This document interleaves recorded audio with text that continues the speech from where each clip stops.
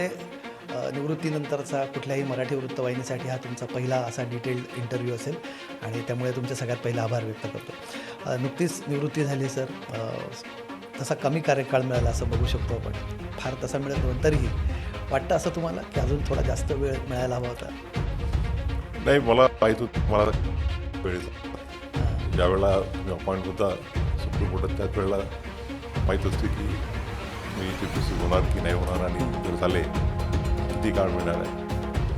तर ते लक्षात ठेवूनच मी माझा रोडमॅप अगोदरच तयार ठेवला होता आणि मी जे जे अगोदर ठरवलं होतं ते मला या कालखंडात पूर्ण करता आलं. त्याच्यामुळे त्याचा पूर्ण समाज आहे.